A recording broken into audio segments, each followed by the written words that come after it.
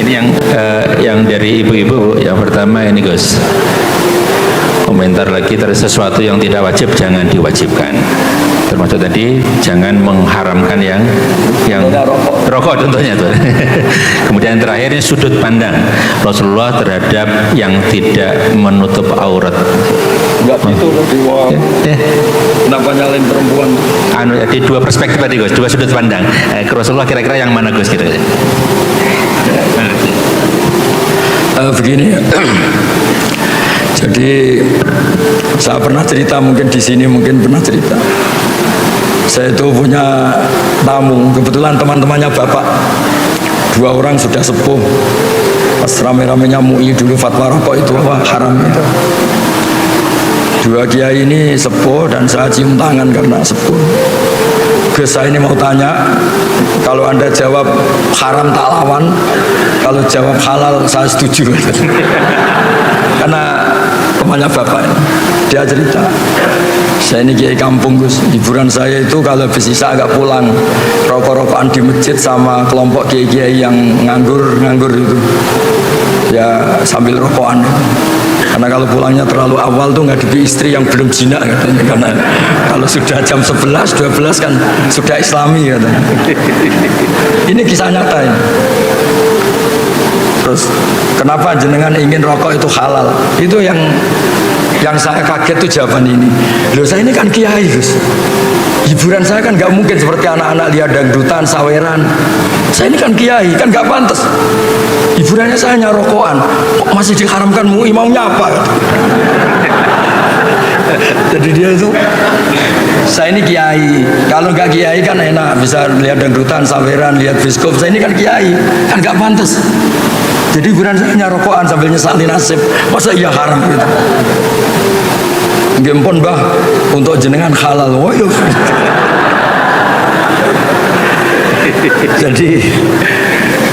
Jadi memang apa ya, sudut agama itu makro itu nggak jelas haramnya, tapi juga Anda jangan bilang halal karena kadang ya sampai ganggu kesehatan misalnya. Tapi juga kan bilang haram karena takutnya tadi ada orang-orang tertentu yang untuk melawan nafsunya, melawan mungkin dia agak hiper, itu dengan melupakan dirinya dengan cara seperti itu. Makanya di Ihya itu ada bab suatu saat akhir zaman itu ibadah terbaik itu tidur. Kenapa? Karena tidur itu tarkul haram. Karena kalau tidur itu berarti orang itu tidak melakukan haram sama sekali. Tapi kan bisa digugat juga, tidur itu artinya meninggalkan kewajiban. Nah itu sudut pandang ini pertanyaan ke Mbak tadi. Jadi Nabi itu memang unik. Kalau perempuan membuka aurat, itu yang disalahkan sebetulnya tidak hanya perempuannya. Lelaki yang terprovokasi birahi yang haram, perempuannya juga haram. Tapi di situ seninya beragama. Jadi ada Umar itu, sahabat Umar pernah ditanya, kalau Anda ditakdir tidak punya syahwat sama punya syahwat suka mana? Ya suka punya syahwat tapi tidak maksiat. Kenapa? Kalau saya tidak punya syahwat, misalnya Allah tidak akan bilang gini, ini loh Umar nggak pernah zina sama batu, sama pohon, sama jembatan. Artinya itu nggak prestasi. Tidak zina sama sesuatu yang nggak disyahwati itu tidak ada prestasi. Ya normal namanya tidak zina sama pohon, sama jembatan, sama gunung. Yang hebat kan kita tidak zina sama orang yang mungkin kita seneng. Jadi berkahnya sahabat itu, papa ini berkah ngempet itu jadi wali lah kira-kira gitu. Jadi memang seninya Allah itu liyabluwakum ya di situ ini. Jadi diuji itu karena kita punya sahabat, punya apa, tapi nggak melakukan. Dia gini, Anda tidak suka uang, nggak prestasi, tidak korupsi. Itu yang prestasi suka tapi tetap tidak korupsi. Anda wataknya itu nggak lelaki banget, mungkin agak lelaki. Ketika tersinggung sama orang nggak tersinggung. Itu dulu kata Imam Syafi'i itu khimar. Orang nggak bisa tersinggung itu khimar, maksudnya nggak punya kepekaan. Tapi kita harus tersinggung karena kita dihujat harus tersinggung.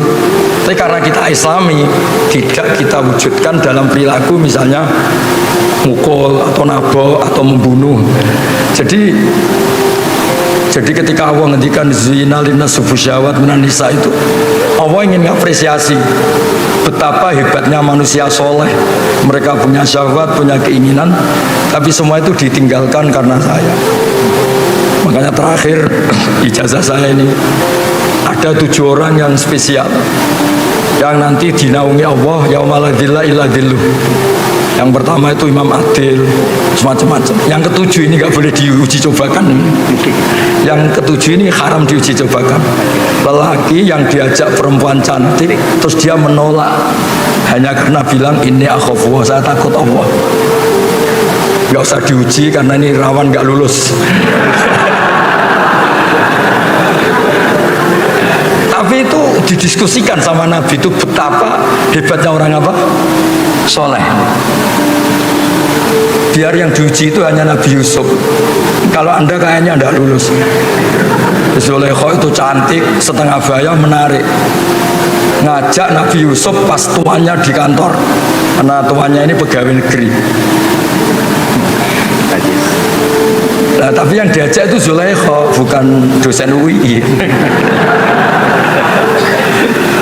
Jadi artinya gini, berkahnya kita punya syahwat, suka uang, suka harta tahta wanita itu. Berkahnya itu malah kita menjadi orang hebat.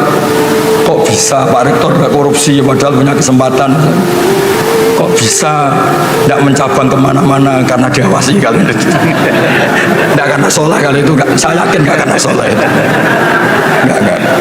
Untuk husnudon soleh itu butuh dalil. Karena takut Allah. Takut istri atau takut Allah? Dua-duanya. Kalau takut Allah dan istri malah syirik, no? Jadi Allah itu unik, ngelola manusia itu unik. Makanya ketika Nabi itu tersinggung, ya marah. Kata sahabat, ihmar wajhu. Marah, kelihatan marah. Nabi pernah ditanya, Muhammad kalau engkau Rasul itu boyo yang keren itu, bisa menghidupkan orang mati kayak Isa, punya tongkat sakti kayak Musa. Nabi itu ikhmar wajhu, mau tersinggung, mau marah. Terus akhirnya Nabi Muhammad itu ingat, lakot udhiya Musa bi aktsara min dzalik fasobar. Musa itu pernah tersakiti oleh seperti ini dan Musa itu sabar. Padahal Musa itu kelasmen nabinya di bawah saya. Musa saya bisa sabar, apalagi saya. Jadi Nabi Musa juga pernah digugat. Musa, kamu itu bilang utusannya Allah. Coba Allah itu pertontonan ke kita, arinabu ajarotan. Kemudian nanti Allah tak tanya, apa betul Anda ngutus Musa? Jadi Nabi dulu itu ya repot. Tapi ya tadi memang itu ujian. Ya jadi di antara kebaikan agama ini kita dikasih syahwat, dikasih suka uang, suka tahta, tapi kita bisa lulus. Tapi gak usah dicoba, gak usah dicoba. Karena kalau dicoba itu riskan. Jadi yang nomor 7 tadi itu warojulun da'adu imro'atun da'atu mansibin wa jamalin fakola ini akhafwa. Lelaki yang diajak perempuan cantik, diajak perempuan cantik, Nabi bilang itu cantik. Kalau gak cantik kan akeh tunggale lah gitu kan. Tapi tetap bilang fakola ini akhafwa. Ya saya kira demikian cukup ini. Masih ya, pertanyaan lagi. Ya. Baik, terima kasih Gus. Sebelum membuka sesi, saya ingin menyapa ada 2 tamu kita, Profesor Dr. Lamati Nulu Ahmad dari UMI Makassar. Terima kasih Prof. Kemudian Profesor Dr. Tamrin dari Universitas Mula Warman Banjarmasin. Terima kasih Prof sudah bergabung bersama kami. Ibu Bapak, waktunya tidak banyak, kita buat 2 penanya saja ya. Tampaknya sana 1, yang ya sana 1. Kemudian dari perempuan ini Pasilo ya 1. Yang sana 1 ya, yang ya Anda ya, yang pakai jilbab warna beda warna pink ya. Kok dari sini bukan pink ya? Ya, putih ya, oke. Dari mikrofon dari sana, yang sana dulu ya. Singkat padat ya. Assalamualaikum warahmatullahi wabarakatuh. Pertanyaan saya singkat saja. Yang pertama, Al-Quranul Qadim itu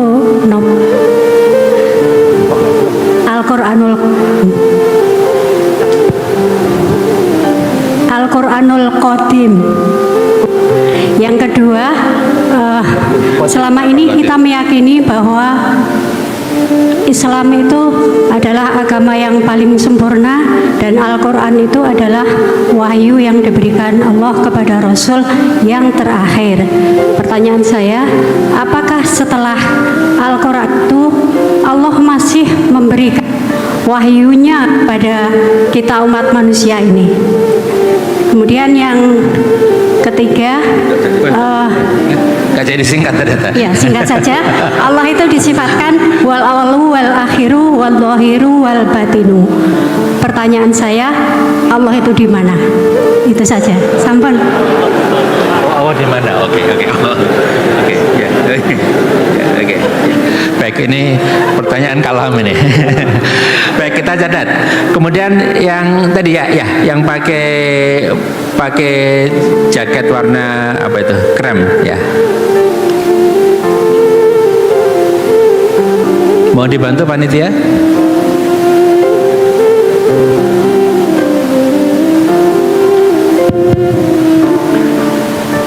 Baik, terima kasih atas kesempatannya.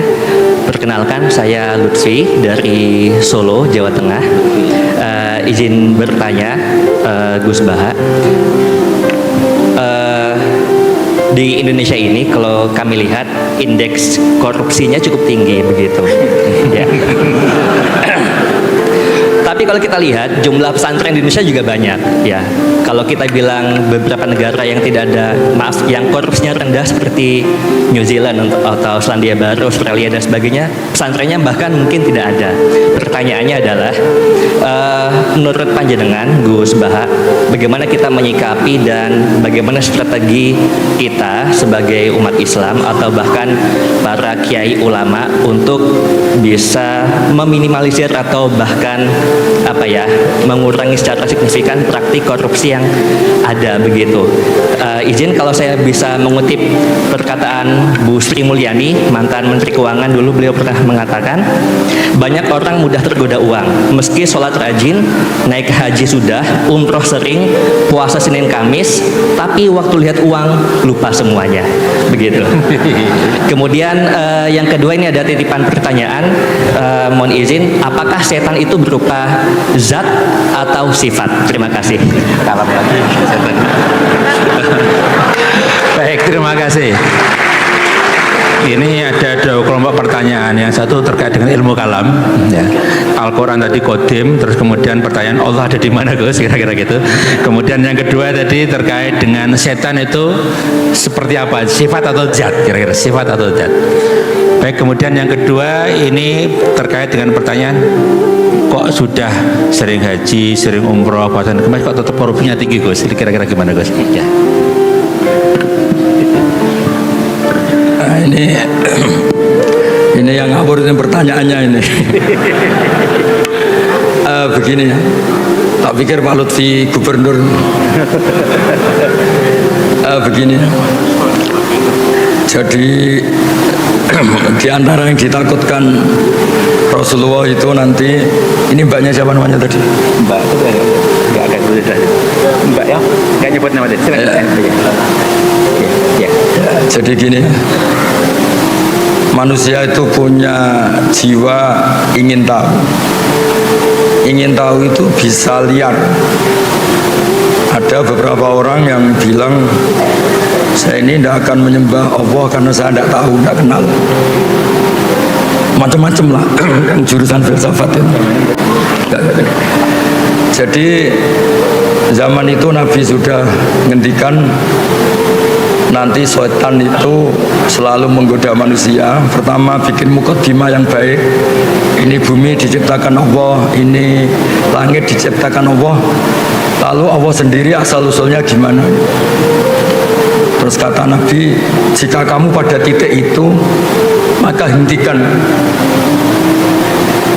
Nah, menghentikan itu manusia itu mudah sekali. Makanya saya pernah bilang, saya mungkin saat melihat sinetron apa saja, tentang Joko Tingkir ya boleh, tentang Mak Lampir ya boleh, yang penting itu manusia lah. Itu mungkin pas dekat-dekatnya saya dengan Allah, karena itu melawan diskusi dengan setan. Jadi banyak peristiwa sahabat itu tanya Allah itu di mana. Sama Nabi itu disuruh, kira-kira disuruh makan, disuruh apalah, yang penting mengalihkan diskusi itu. Nah caranya gimana? Caranya adalah kita yakin sistem tubuh kita ini profan, sistem tubuh kita ini seperti ini, punya keterbatasan.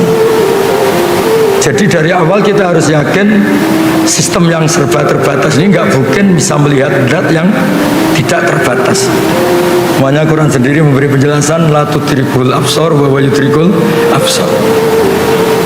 Nah, jadi itu termasuk yang dikhawatirkan Nabi, yang semoga bukan contohnya sekarang muncul di diskusi ini.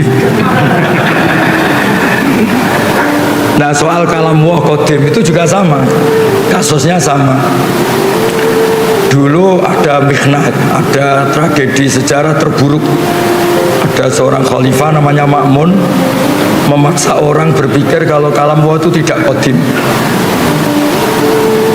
Alasannya dia, ini agak serius diskusi ini, tapi nggak apa-apa. Insya Allah ilmu saya cukup. Ini bukan karena sombong, memang cukup. Terus ditanya, dia berargumentasi, Quran itu ada tabat yada Abi Lahab. Abu Lahab itu hadis. Mendiskusikan yang hadis, pasti Qurannya juga hadis. Karena dia seorang khalifah, seorang raja, memaksakan yang tidak punya pendapat yang sama di penjara. Termasuk Imam Syafi'i, Imam Ahmad.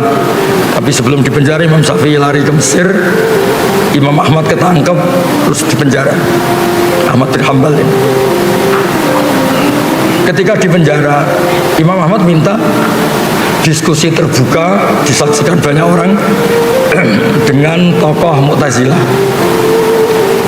Diturutin, ada tokoh Mu'tazilah terbaik, terus diskusi disaksikan banyak orang. Nah ini yang mungkin kita salah. Kita kalau menafsirkan kalam itu kan firman Allah atau perkataan Allah atau ucapan Allah atau sabda. Setelah ketemu banyak orang, Imam Ahmad tanya, ketika dulu itu Allah sudah tahu enggak kalau akan menciptakan makhluk yang bernama Abu Lahab? Wah ya sudah tahu, Allah itu merencanakan semuanya ya dengan pengetahuan yang qadim. Termasuk Allah tahu sebelum menciptakan suatu saat Baha ini disuruh Pak Fathul Wahid ngisi pengajian meskipun pas sakit. Saya nggak tahu secara fikih itu haram apa halal, nggak tahu. Kayaknya haram. Nah, si Abu Duat ini yang wakil Mu'tazilah, oh ya Allah tahu. Besok matahari terbit enggak? Iya terbit. Dari timur, iya dari timur. Anda tahu? Ya tahu. Terus Anda ngomong sekarang ya, satatlu syamsu ghadan, besok matahari akan terbit. Terus kalam Anda dengan peristiwanya dulu mana? Ya dulu kalamnya ketimbang peristiwanya. Nah, artinya apa? Gak ada korelasi antara Allah cerita Abu Lahab kemudian Quran itu hadis. Karena sebelum kejadian yang terjadi, Allah itu sudah melihat bi ilmin qadim, dengan ilmunya yang dulu. Ya kayak Pak Fathul Wahid kan sekarang tahu kalau jadi rektornya tinggal berapa hari? Ya, seminggu lagi. Padahal belum terjadi. Berarti apa? Peristiwa sama pengetahuan dulu mana? Sama pengetahuan. Ya, wa kalamuhu ilmuhu. Kalamnya Allah adalah ilmunya Allah. Nah dulu Khalifah Ma'mun itu hanya terprovokasi. Quran itu diskusi tentang Abu Lahab, tentang perang Uhud, tentang si A si B, itu hadis. Berarti yang mendiskusikan juga hadis. Nah Khalifah ini kan nggak pernah baca banyak ilmu kalam. Makanya kata Imam Ahmad, yang membentuk pikiran kamu seperti ini siapa? Suruh ketemu saya, besok diskusi terbuka. setelah diskusi itu ya keok, si wakil dari Mu'tazilah itu keok. Karena ditanya, ketika Allah dalam azali itu sudah merencanakan apa dadakan, ya sudah merencanakan. Allah tahu kalau mau ada makhluk namanya Abu Lahab, ya tahu. Fakalamuhu ilmuhu, ya kalamnya Allah itu ilmunya Allah. Maka kalamnya bersifat qadim. Nah, soal pertanyaan tadi Mas Lutfi, Allah itu di mana? Kalau Anda ingin nyari ya tak tunjukkan alamatnya. Kalau Anda tanya untuk mempersulit narasumber namanya muta'anid, itu bisa dipenjara. Nah begini ya, Nabi itu unik. Ada pertanyaan yang dijawab karena itu dianggap baik secara rasa, baik secara rasa. Sehingga ada seorang perempuan tanya, ya Rasulullah, aina Allah, Allah itu di mana? Nabi tanya, dijawab fis sama. Begitu juga kebalikannya, kalau ada orang tanya, dijawab fis sama. Allah itu di langit di atas, di langit itu di atas. Ketika Nabi Mi'raj menemui Allah itu digambarkan di atas, fis sama. Itu benar secara psikologis, karena kita tidak mungkin mensifati Allah itu di bawah. Nah, tapi di atas itu menurut ukuran apa? Ukuran fisik apa non fisik? Di atas menurut fisik adalah ini bawah, sana atas. Tapi secara psikis, secara rohani, di atas itu nggak terjangkau, nggak tersentuh. Artinya nggak tersentuh ya sudah, dengan sistem tubuh kita seperti ini, Allah itu terlalu atas untuk kita analisis, terlalu atas untuk kita sentuh, terlalu atas untuk kita amati atau kita perhatikan. Nah, makanya tentang Allah cukup kita mengatakan subhanah. Dan Allah selalu bilang ketika ada orang salah paham, subhanahu wa ta'ala amma yusyrikun amma yaqulun. Yang penting Allah itu terlalu suci, terbebas dari cara pandang manusia yang sering salah.